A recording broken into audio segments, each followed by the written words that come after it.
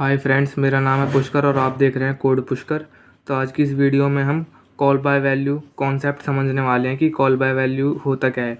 ठीक है, तो ये पूरा हम कॉन्सेप्ट समझेंगे विद एग्जांपल, और एग्जांपल को हम दो एग्जांपल समझेंगे, जिसमें एक एग्जांपल हम इसमें नोटबुक में समझेंगे, उसका ड्रायरन समझेंगे अच्छे से और उसे फिर रन करके देखेंगे, प्लस एक एग्जाम्पल हम अपना सीधा डायरेक्ट VS कोड में ही समझेंगे। ठीक है, और इसकी डेफिनेशन थ्योरी वगैरह समझते हैं। तो ये पूरा हम C++ में कर रहे हैं। ठीक है, वैसे कॉल बाय वैल्यू और कॉल बाय रेफरेंस ये C में भी होता है, लेकिन हम इसके एग्जांपल्स अपना C++ में कर रहे हैं। ठीक है, कॉन्सेप्ट दोनों का मतलब कॉल बाय वैल्यू समझेंगे इस वीडियो में, और एक कॉल बाय रेफरेंस होता है। तो call by value call by reference दोनों हैं तो अलग ही टॉपिक ऑब्वियसली, पर इन दोनों का C++ में और C में दोनों कॉन्सेप्ट सेम है।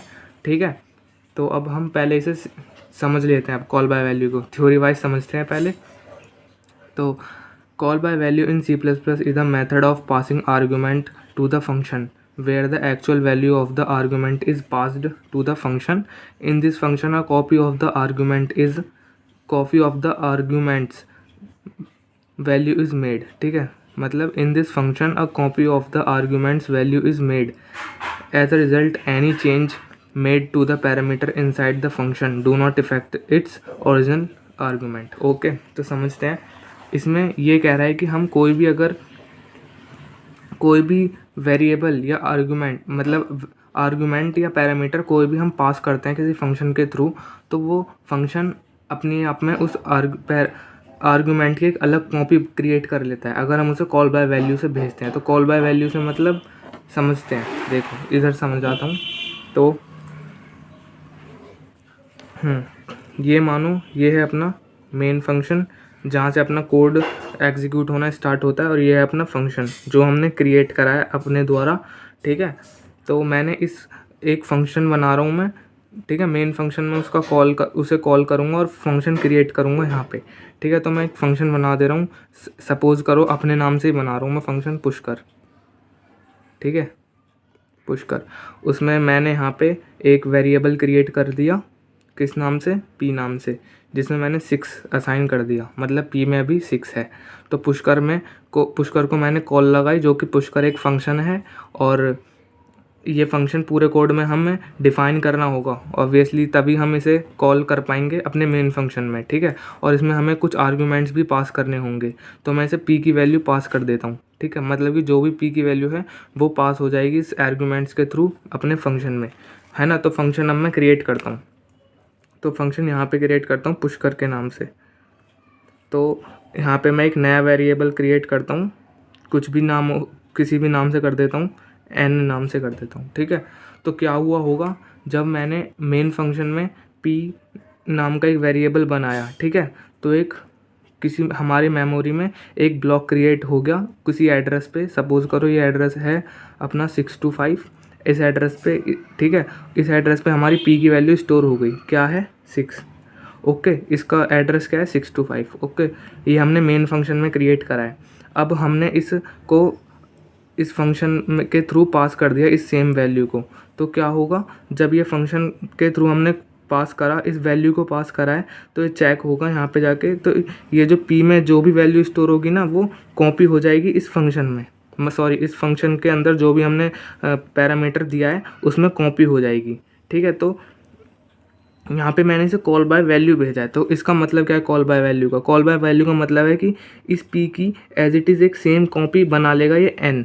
ठीक है, तो क्या हुआ होगा फिर इस यहाँ पे आके कि जब मैंने इसमें ये P पास करा, और मतलब फंक्शन कॉल करा पुष्कर, और इसमें P पास कर दिया, तो ये चेक करेगा पुष्कर कहाँ है। तो मैंने यहाँ पे डिफ़ाइन किया है पुष्कर को, जिसमें कि मैंने एक वेरिएबल डिक्लेयर करा है, इस आर्ग्यूमेंट्स में वेरिएबल डिक्लेयर कर दिया n। ठीक है, तो इस P की एक सेम वैल्यू कॉपी हो गई होगी n में। ठीक है, n में कॉपी हुई होगी, मतलब इसका मतलब कि वो अलग स्टोरेज ले रहा होगा। ठीक है, वो उसका एड्रेस कुछ अलग होगा। इसका एड्रेस सपोज करो 725 है, यहाँ पे n की वैल्यू स्टोर हो गई है। n की वैल्यू क्या स्टोर हुई है, जो हमने P के थ्रू वैल्यू कॉपी करवाई थी। तो P में क्या वैल्यू थी, 6, तो n में 6 कॉपी हो गया होगा। ठीक है, मतलब कि n में ही एक 6 n की कॉपी, P की कॉपी बन गई होगी n नाम से, जिसमें 6 स्टोर हो गया होगा। ठीक है, लेकिन इसका ये नहीं है कि ये दोनों अलग वो एक ही है, दोनों अलग अलग हैं क्योंकि दोनों का एड्रेस अलग है, दोनों अपनी मेमोरी कंज्यूम कर रहे हैं, दोनों की अलग अलग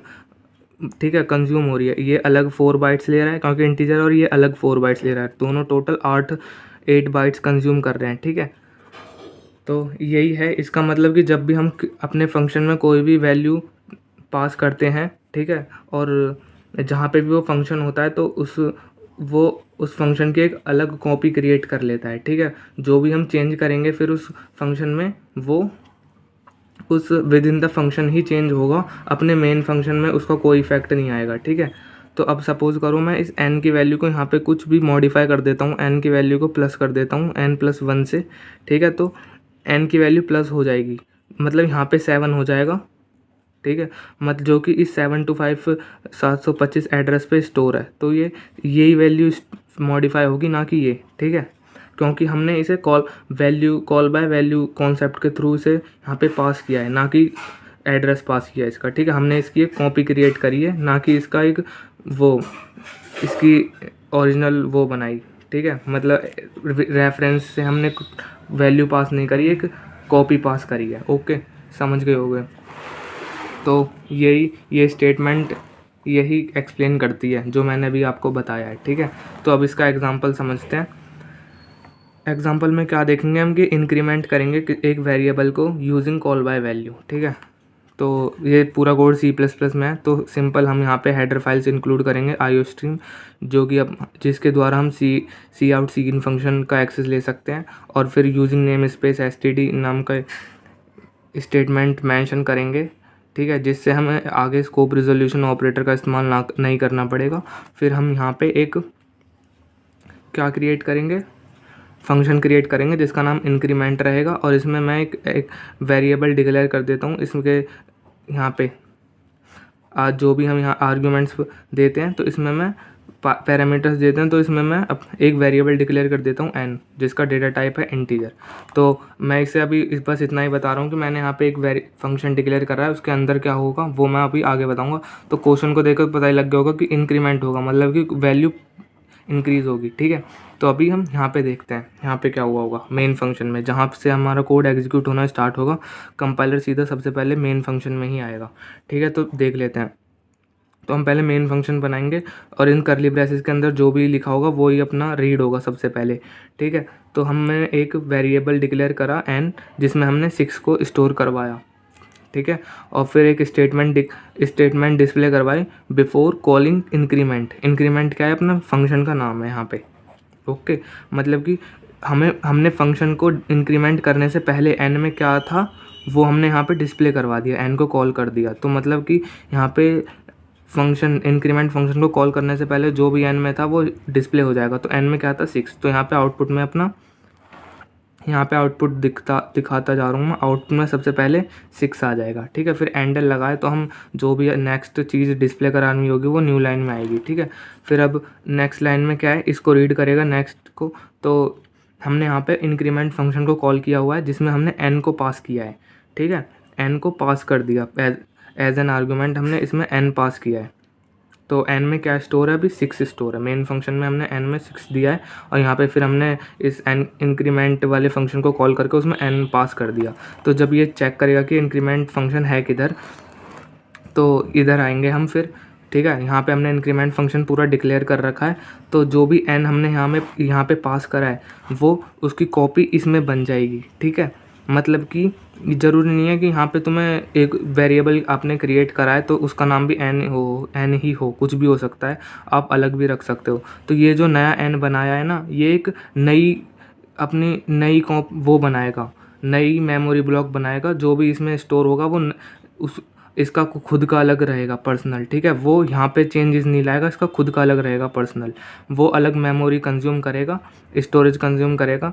ठीक है, क्योंकि हम यहाँ पे कॉल बाय वैल्यू के थ्रू सेंड कर रहे हैं इसको, यहाँ पे पैरामीटर्स कॉल बाय वैल्यू के थ्रू दे रहे हैं।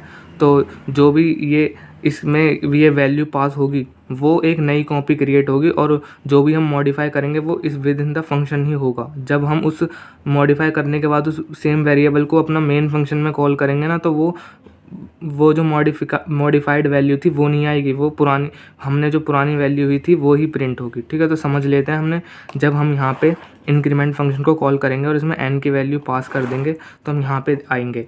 ठीक है, यहाँ पे देखेंगे कि ये n की वैल्यू इसमें पास हो चुकी है, तो यहाँ पे पहले से एक मेन फंक्शन के थ्रू जब मैंने मेन फंक्शन में n नाम का वेरिएबल क्रिएट करा था, तो यहाँ पे मेमोरी में कहीं पे n किसी एड्रेस पे, रैंडम एड्रेस पे 710 सपोज़ कर लो, यहाँ पे 6 स्टोर हो गया होगा। हमने इस फंक्शन में n सेंड करा।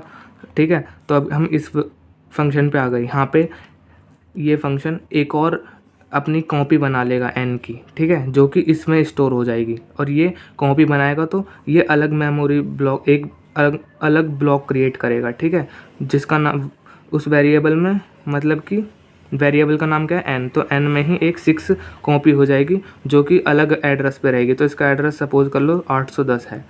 ठीक है, अब यहाँ अंदर आएगा, ये अंदर क्या हो रहा है, n में 10 प्लस हो रहा है। ठीक है, तो n की वैल्यू क्या है अभी, तो जो भी चेंज होगा ना वो इसमें होगा, क्योंकि ये फंक्शन के अंदर का काम है।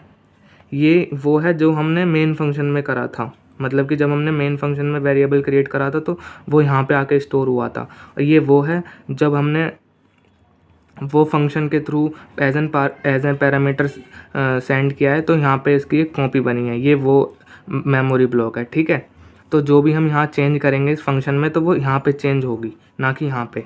तो हमने यहाँ पे क्या करा है, n को प्लस करा है 10, मतलब n में 10 प्लस करा है, तो n की वैल्यू क्या थी 6। यहाँ पे इसमें 10 प्लस करेंगे तो क्या हो जाएगा 16, तो यहाँ पे n की वैल्यू 16 हो जाएगी। तो n की वैल्यू 16 हो गई। तो अब इस स्टेटमेंट के according after increment n is, मतलब इंक्रीमेंट मतलब इंक्रीज़ करने के बाद n की वैल्यू क्या हो जाएगी, वो हम n को कॉल करके डिस्प्ले कर देंगे। तो n की वैल्यू क्या है 16, तो अब क्या आ जाएगा आउटपुट में नीचे 16। ठीक है, तो यहाँ पे हमारा फंक्शन ख़त्म हो जाता है। यहाँ पे मैं इसे करली ब्रैकेट से क्लोज़ कर देता हूँ फंक्शन को।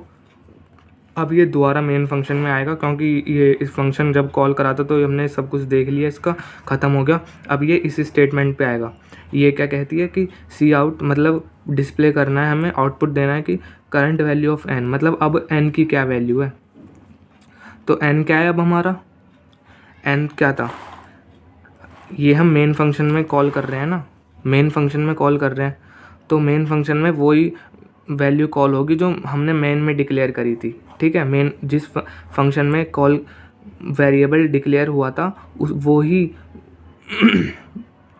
वही वैल्यू यहाँ पे कॉल होगी। तो मैंने n को कॉल करा है, तो यहाँ पे ये वाली ब्लॉक कॉल होगा, ना कि ये वाला जो जब हमने फंक्शन में पास करा तो अलग कॉपी बनी थी वो वाला यहाँ पे डिस्प्ले नहीं होगा, यहाँ पे वो ही होगा जो पुराना वाला था। ठीक है, तो यहाँ पे इसके अकॉर्डिंग क्या हो जाएगा, यहाँ पे n की वैल्यू प्रिंट हो जाएगी। तो n की क्या वैल्यू क्या है 6, तो 6, तो मतलब कि ओरिजिनल वैल्यू क्या है 6, मतलब कि जो हमने मेन फंक्शन में n क्रिएट करा था वो एज इट इज़ रहा। ठीक है, वो 6 का 6 ही रहा, लेकिन जब हमने उसे मतलब वैल्यू के थ्रू भेजा, हमने उसकी एक कॉपी क्रिएट करी, और जब हमने उसे इंक्रीमेंट वगैरह करा, जो भी मॉडिफिकेशन करनी थी वो करी विद इन द फंक्शन, तो वो विद इन द फंक्शन ही रहा उसका मॉडिफिकेशन। ठीक है, उसका इफ़ेक्ट कोई अपने ओरिजिनल वैल्यू पे नहीं आया, मतलब ओरिजिनल वैल्यू क्या थी यहाँ पे, ये जो क्रिएट करी थी। तो आई होप ये फंक्शन ये मतलब पूरा कॉन्सेप्ट समझ आ गया होगा आपको। तो इसको हम अभी इसका एक और एग्जांपल देखेंगे, अपना वो सीधा कोड ही करेंगे उसमें आप डायरेक्ट समझ जाएंगे। ठीक है, उसमें हम स्वैप करेंगे दो वैल्यूज़ को कॉल बाय वैल्यू का यूज़ करके, तो उसको देखते हैं। और इस वाले जो कोड समझा है इसको हम एक बार रन करके देखेंगे अपने VS कोड में। तो आई होप ये आपको वीडियो समझ आई होगी। तो अभी तो और देखना है, तो अभी रहना है ऐसे ही। हाँ, तो मैंने यहाँ पे कॉल बाय वैल्यू का एग्जांपल ले लिया है जो अभी समझा था, तो अब इसे हम रन करने वाले हैं। ठीक है, तो देखते हैं। हाँ, तो ये आउटपुट आ रहा है जो कि सही है बिल्कुल। तो इसको मैं एक बार आपको ओवरव्यू दे देता हूँ, वैसे तो समझा चुका हूँ, एक बार बस ऊपर से ओवरव्यू दे देता हूँ इसका कि ये आउटपुट आया कैसे। ठीक है, मैंने यहाँ पे मेन फंक्शन में एक वेरिएबल डिक्लेयर करा ए, जिसका एक मेमोरी में एक ब्लॉक बन गया होगा ए, जिस ये पर्टिकुलर एड्रेस पे स्टोर होगा ए वेरिएबल। ठीक है, और फिर मैंने यहाँ पे ए को डिस्प्ले करवा दिया, कुछ विदाउट एनी मॉडिफिकेशन, पहले मैंने ए को डिस्प्ले करवाया, तो यहाँ पे ये स्टेटमेंट डिस्प्ले हो गई before calling increment a is 6। Okay, then मैंने यहाँ पे इंक्रीमेंट फंक्शन को कॉल करा जिसमें ए को पास कर दिया, तो मैंने ए को पास करा है विद वैल्यू बाय कॉल, मतलब कि यूजिंग कॉल बाय वैल्यू मैंने यहाँ पे ए को पास करा है। इसका मतलब कि यहाँ पे ए जो है, यहाँ पे ये नया वेरिएबल जो बना है ए, ये अपनी अपनी एक अलग कॉपी बना लेगा, ठीक है। जो भी ए की वैल्यू इसमें जाके इसमें आएगी, मतलब जो भी मैंने यहाँ पे वेरिएबल ये पास किया है, तो जब ये यहाँ पे आएगा तो ये अलग कॉपी बनाएगा, अलग मेमोरी ब्लॉक बनाएगा अलग एड्रेस पे, ठीक है। तो जो फिर मैं इस फंक्शन में ये चेंज करूंगा, मतलब कि मैं इसमें 10 प्लस करूंगा ए में, तो जो 10 मॉडिफिक मतलब 10 प्लस करने के बाद जो भी वैल्यू आएगी वो एक अलग ही कॉपी जो क्रिएट हुई है बाद में उसमें चेंज होगा, मतलब कि वहाँ पे क्या स्टोर हो जाएगा, ए में पहले क्या था 6, तो यहाँ पे 6 आया होगा पहले अलग, ठीक है। दूसरे जो नई कॉपी बनी होगी उसमें 6 आ गया होगा। फिर जब यहाँ पे उसने प्रोसेस चेक करा कि प्रोसेस में क्या कर रखा है हमने, 10 प्लस करा है ए की वैल्यू में, तो 6 प्लस 10 क्या हो जाएगा 16। तो अब जो कॉपी बनी थी उसमें 16 आ गया होगा, तो अब हमने वो 16 यहाँ पे प्रिंट करवा दिया। ये स्टेटमेंट यहाँ पे हमने दे दिया कि आफ्टर इंक्रीमेंट ए इज, फिर मैंने ए को यहाँ पे कॉल कर दिया, तो ये वही स्टेटमेंट यहाँ पे डिस्प्ले हो गई कि after increment a is 16। Okay, then इसके बाद हम इस वाली स्टेटमेंट पे आएंगे, यहाँ पे हम चेक करेंगे कि क्या वो वैल्यू हमने जो यहाँ पे ए में सेंड करी थी, मतलब कि यहाँ पे फंक्शन में जो वैल्यू हमने सेंड करी थी, जो पैरामीटर पास करा था, क्या वो हमने मॉडिफिकेशन के बाद जो वैल्यू चेंज हुई होगी वो एक उस कॉपी तक ही, मतलब वो अपनी ओरिजिनल वैल्यू में चेंज लाएगा कि नहीं। तो उसके लिए मैंने ये स्टेटमेंट डिस्प्ले करवा दी कि करंट वैल्यू ऑफ ए क्या है, जो कि इस ए में अभी प्रेजेंट है, जो ओरिजिनल वैल्यू है वो मैंने यहाँ पे प्रिंट करवा दी, तो करंट वैल्यू क्या है 6। ओके, तो इसमें यही था। तो इसका एक और मैं एग्जाम्पल दे देता हूँ, तो इसको कमेंट आउट कर देता हूँ। तो उस एग्जाम्पल में हम दो वेरिएबल्स को स्वैप करेंगे, ठीक है। ओके, देन मैं यहाँ पे पहले एक हेडर फाइल्स इंक्लूड करूंगा,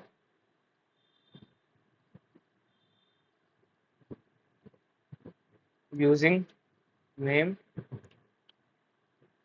std, पहले मेन फंक्शन बनाऊंगा। तो मैं स्वैप करने वाला हूँ दो वेरिएबल्स को, तो मुझे दो वेरिएबल्स की जरूरत पड़ेगी, तो मैं दो वेरिएबल्स डिक्लेयर कर लेता हूँ ए एंड बी।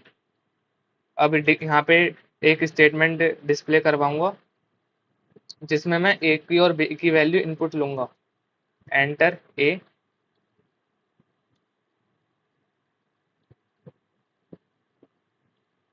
यहाँ पे मैं ए को रीड कर लूंगा, इसी तरीके से मैं बी को भी इनपुट लूंगा।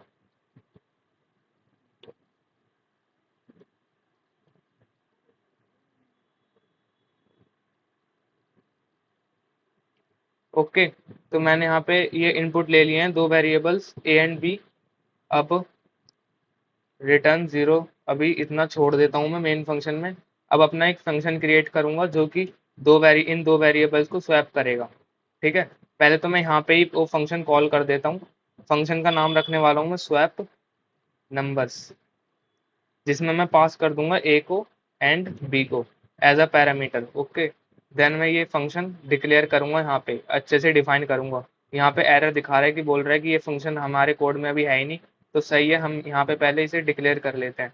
तो वॉइड इसका रिटर्न टाइप रहेगा, और स्वैप नंबर मैंने फंक्शन डिक्लेयर करा जिसमें मैंने दो वेरिएबल्स क्रिएट करे। उन वेरिएबल्स का नाम मैं कुछ भी अलग रख सकता हूँ, क्योंकि वो अलग कॉपी क्रिएट करेंगे, ठीक है। तो जरूरी नहीं है कि मैंने यहाँ पे ए एंड बी सेंड करा है तो वेरिएबल्स भी ए और बी ही होंगे, ठीक है।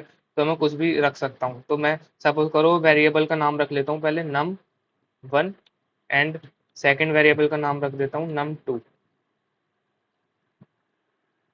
ओके, देन मैं यहाँ पे स्वैप करूंगा फंक्शन दो वेरिएबल इनको वैल्यूज को, तो स्वैप फंक्शन का इस्तेमाल करूंगा। इसमें मैं जो भी अपने वेरिएबल्स हैं वो इनपुट दे देता हूँ, ठीक है। तो क्या है, नम एंड नम टू। इससे पहले मैं एक और स्टेटमेंट डिस्प्ले करवाना चाहता हूँ जो कि बताएगा हमें कि स्वैप करने से पहले हमारी क्या वैल्यू थी ए एंड बी की। तो before swap A is a is, तो ए को यहाँ पे डिस्प्ले करेंगे, यहाँ पे ए को डिस्प्ले करना है, ये क्या हो गया, ओके सॉरी, यहाँ पे ए को नहीं डिस्प्ले करेंगे, यहाँ पे ए को हमने नम में स्टोर करा रखा है, तो नम वन लिखना पड़ेगा हमें यहाँ पे, ठीक है। ए जो है यहाँ पे नम वन को पॉइंट कर रहा है, या फिर वाइस वर्सा की नम वन हमने ए से पॉइंट करा रखा है, ठीक है। तो इसी तरीके से मैं बी के लिए भी करूंगा, बी मतलब नम टू, बिफोर स्वैप, यहाँ पे नम टू रखते हूँ, num two is num two या फिर बी, ओके। इसी तरीके से यहाँ पे कर देता हूँ, इज